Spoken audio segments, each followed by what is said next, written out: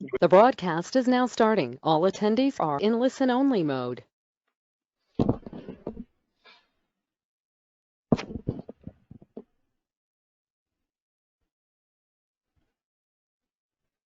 Hello, Assalamu alaikum, and welcome to all of you in today's groundbreaking session hosted by ACCA. I hope you are all as excited about the topic as I am, Tax Laws Amendment Ordinance 2020, which focuses on the construction industry and basically formalize the incentives announced by the Prime Minister. So let's start with today's session. Bismillahir Rahmanir Rahim. Rabbash Rahli Sadri. وَيَسِّرْ Amri وَأَحْلُلْ عُقْدَةً مِّن لِّسَانِي يَفْقَهُوا قَوْلِي. O Allah, open my heart and ease my task for me, and remove the impediments from my speech, so that they may understand what I say. The mandatory speaker's intro, for those who are not aware of me, my name is Omar Zahir Mir. I'm an FCCA. I'm a highly IT literate and experienced finance management economics professional, also holding a CFA charter, CABFP, CPFA, anti-money laundering, fraud risk management specializations, and various other professional certifications. On the experience front, I have 17 years fund of experience gained by working in top management positions both abroad as well as in Pakistan. At the moment, I'm working as a managing partner at MLCC, that's Millennium Law and Corporate Company. I'm a managing partner for taxation and corporate services there, and this happens to be the pioneer ACCA taxation and legal practicing firm in Pakistan. I'm also honored to be sitting on the boards of several corporate entities and various think tanks. With regards to trainings, I believe this is a way to give back to society, and I'm honored to have conducted mandatory promotional trainings of government officers at MPDD and worked with the likes of National Bank of Pakistan, HBL, MCB, PPCBL, Institute of Bankers Pakistan in collaboration with the State Bank of Pakistan, Lahore Karachi Tax Bar, Lahore Karachi Chamber, Pakistan Tax Bar, UET, Bahria University, and our very own ACCA. I also regularly get published in various English language dailies and research journals. They are all listed on your website. I'm honored to have been a receiver of ACCA's Exceptional Public Value and National Advocacy Awards. Being a life member, I'm also the twice serving Crunch Chairman of Finance Economic Affairs Liaison Committee and previously 4 times serving Chairman Liaison Committee of Lahore Tax Bar Association. I'm also honored to be representing Pakistan on the Global Tax Forum, and I'm the chairman of ACCA's MNP and Taxation Subcommittee. I'm also associated with various other esteemed organizations as listed, but I think that's enough about me. I'm going to skip the next few slides, which list the key existing clients association, the academic and professional affiliations and major strengths. Um, MLCC was profiled by ACCA, which is a big honor. So the link to the profile and MLCC's website are available should you be interested. Just a professional acknowledgement before we proceed, several legislations issued by FPR and the proprietary research and commentary by Millennium Law and Corporate Company, MLCC, on today's subject have been utilized in the development of this session and the presentation you are about to see. Obviously, it's a 2-hour session, so due to limited time and extensive volume of the topic, we have strived to cover the maximum possible content within the available time. The content coverage had to be prioritized and managed in order to suit the requirements and constraints of today's session. We have worked really hard. Um, there was uh, there was a consideration how to go about this because we could have just gone through the entire body of the legislation, or we could have just gone on a few points that are being discussed the most. But we thought that we should make it as much beneficial for our attendees as possible. So we have actually prepared this presentation for you, which covers almost all the core points. And we have also provided you with the copy of the Tax Laws Second Amendment or Tax Laws Amendment Ordinance 2020, as well as today's presentation, and also another legislation which is relevant, the Voluntary Declaration of Domestic Assets Act. We'll be sharing why that's relevant. So now that we have discussed this, let's begin with today's session. So, why the need for this legislation? Why the need to promulgate this ordinance? Why the need to provide so many incentives to the construction sector? And whether some of the incentives are what the popular public discourse is making them to be. Let's find out. As you are all aware, the world is facing an unprecedented global pandemic of COVID-19, commonly referred to as the coronavirus, the likes of which don't exist in any of our living memory. The last major such pandemic was the Spanish flu, way back before even the Second World War, around the 1918s. So this pandemic has actually created a worldwide crisis. And it's not just a health crisis, but it's translating, due to the lockdown and other side effects, into an economic crisis. So much so that some commentators are fearing at least an interim economic meltdown if the governments are not to take sufficient action. So due to this, various industries, businesses, offices, services have been shut down in Pakistan like the rest of the world, and the economic activity is practically at a standstill. So this situation has adversely affected Pakistan's economy, and all segments of our society and population are suffering economic hardship. However, the segment that is perhaps suffering the most in these existing circumstances are the poor and the most vulnerable sections of the society. They include the daily wagers in Pakistan, who are at the most risk of suffering and facing dangers to their livelihoods, so much so to the level that many of them even say that we are not sure whether we'll die of coronavirus, but we fear dying of hunger. So these things need to be considered. We are all aware of the impact it's making in other countries. The growth projections have gone into negative in many countries. In the US, the unemployment claims have reached close to about some people were saying the last figure I checked was 10 million, but it was about to go to, I think, perhaps much higher than that. I'll just check the latest figure as well. So anyway, this is all to point out the situation, the economic crisis we are facing. So in order to protect and revive the economy of Pakistan, it was therefore essential to give incentives to the economy. And the government decided that it was going to give incentives to the construction industry, but with certain conditions. So during his address to the nation on 3rd of April earlier this year, earlier in this month, in fact, the Prime Minister of Pakistan announced a special incentive package focused on the construction sector with the aim to revive the economy during these troubling times.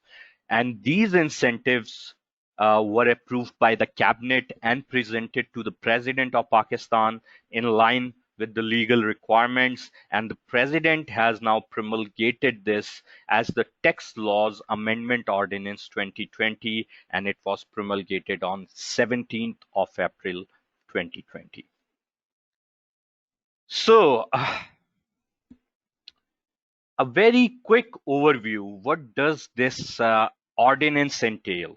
It involves a conditional amnesty from Section 111 covering unexplained income and assets.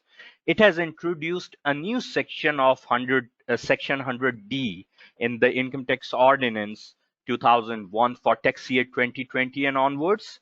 The builders and developers are given an option to opt for tax treatment under the Section 100D, which I've just referred to, and rules are introduced by way of the 11th schedule, which cover the tax rates, the rebates, rationalizations, etc. And other income, profits, and gains not subject to this section shall be subject to the tax as per the provisions of the existing Income Tax Ordinance 2001. So we decided that the best way to go about the ordinance was to first talk about the definitions of the various key terms referred to in this ordinance. So when we'll be going through the body of the ordinance, or we'll be going through the various incentives and conditions, you would actually know what that means. So let's start with this. First of all, the ordinance is basically focusing on three major categories: the builders and developers. They are covered within the construction industry, but there would be no industry without the buyers. So the third category that's covered somewhat is the purchaser as well. So let's find out the definitions. A builder, as per the definition of Tax Laws Amendment Ordinance 2020, would be a person who is registered, the first requirement, to be registered as a builder with the board. We'll discuss this, that this would be done by filling up certain forms on IRIS, which is the web portal of FPR. So a builder would be someone who would be registered as a builder with the board and is engaged in the construction and disposal of residential or commercial buildings. So these builders and developers or various partners thereof would be making capital investments. So what does capital investment mean?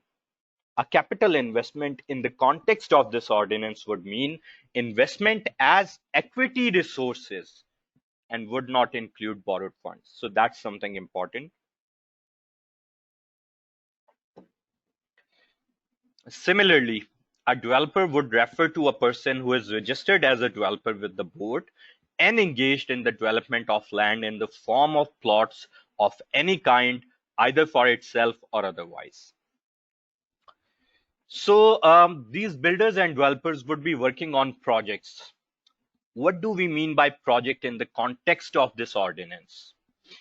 And let me just take a quick breather here to share with you guys that this ordinance right now is not only the most recent piece of tax legislation, but the one most in demand and perhaps the one impacting the businesses the most. Certainly, no doubt about the construction industry as a whole. Construction sector has now been given the status of an industry that we'll be discussing about. So it is very important that you have a good understanding and a good command of this, no matter what you are doing. Even if you are not working in the construction industry directly or indirectly, you would be impacted. Even if your sector is not one of the ancillary sectors or connected sectors or within the supply chain, you, your owners, your clients, someone would be buying the property somewhere down the line. So it is a good idea, professionally as well as personally, to have a good understanding of this legislation. And the next I think whatever time is left, next quarter to 2 hours or whatever, would perhaps be one of the most important segments of your professional learning. So please do pay all the attention. Anyway, coming back to the definitions, the project would refer to a project of construction of a building with the object of disposal, that is being referred to the side of the builder. How about the developer?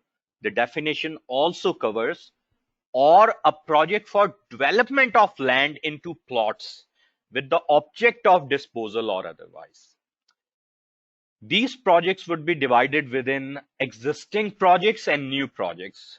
And these existing and new project definitions are defined in terms of some requirements. So let's find out. An existing project would mean a construction or development project which commenced before the date of the commencement of Tax Laws Amendment Ordinance and is still incomplete. And this project is still incomplete. Very logical, make absolute sense. An existing project would be something that was already happening and is not complete by the time the law is being made, right? But the second requirement now is that this project would need to complete on or before 30th of September 2022. So roughly you can say just over 2.5 years are being given for the completion from April 2020 to September 2022.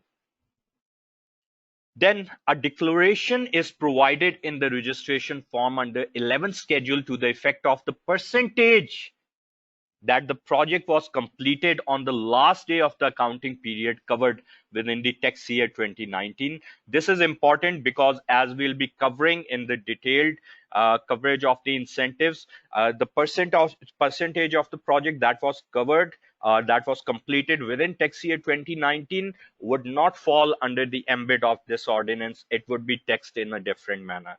Anyway, just remember that the existing project has to be a project that started before this ordinance was promulgated and would need to be completed on or before 30th September 2022 and would need to be segregated in terms of the completion before the promulgation or on the promulgation of this ordinance and after this till the due date of 30th September 2022.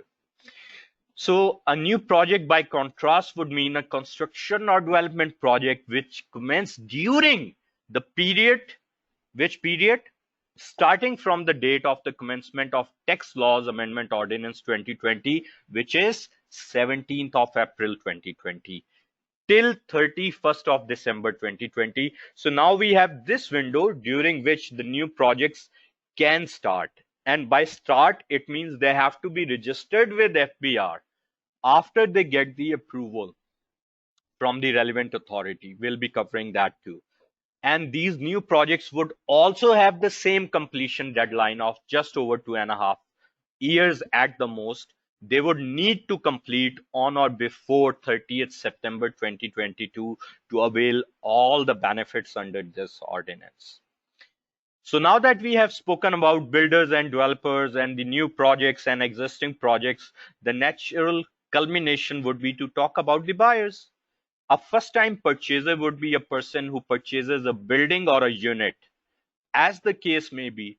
So it's not necessarily a building, it can be a unit, mean a plot too, as we are covering developers within the ambit too, directly from the builder and does not include a subsequent or substituted buyer. So in addition to a whole building, it can be a unit of the building too. So what can be a unit of a building? Think.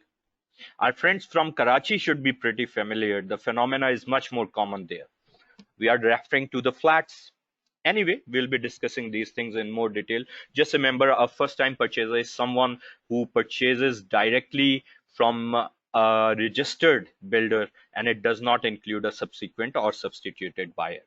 Registered with the board would mean simply someone, a builder or developer, who registered after submission of forms on a project by project basis using the online FBR web portal of IRIS. An area, we all know what area means, but the legislations never leave anything to imagination. It strives to define as much things as possible so that the law can be implemented, and as minimum as possible is left to imagination so the disputes can be minimum. Anyway, area means, in case of a builder, in case of a commercial or residential building, excluding a house, the saleable area of the building. Any area that is not saleable would not cover or fall within the definition of the area. And in case of a house, the covered area of the house. On the other hand, in case of a developer, area would refer to the total area of the project. Building means a residential or commercial building or unit thereof, and commercial building includes any building or part thereof which is used for commercial purposes in accordance with the relevant laws. The commencement of a project, meaning the start of the project, would mean, in case of a construction project, when the layout plan is approved by the concerned authority. And in case of a development project, when the development plan is approved by the concerned authority. Now, why this definition is important? Because you can see the definition of new project, existing project, refers to the timeline of commencement of the project. So hence, it's very important to define commencement. And in simple word, commencement would be when the layout or development plan were approved or will be approved by the concerned authority. Now, talking about the practical considerations, one of the uh, issue that we often face is the backlog and the time taken by relevant authorities for approval. And luckily, the effort has been made to address this within the ordinance to try to facilitate the potential builders and developers. So provided that where the builder or developer has taken all the necessary action and done all the things that are required and necessary to procure any approvals, but any such approval is delayed beyond a period of 30 days from the date of the relevant application, and the cutoff date of 31st day of December 2020 is not adhered to by the builder or developer. So a scenario where the builder and developer filed their application more than 30 days from 31st of December, and they did everything right and they completed all the processes, but the relevant authority has not issued the approval yet, the board may provisionally accept the commencement of such a project on case-by-case basis. So the people who deal with these things in practical basis would appreciate how big a practical relief this is. It could have been even better, but something is better than nothing. So this brings us to the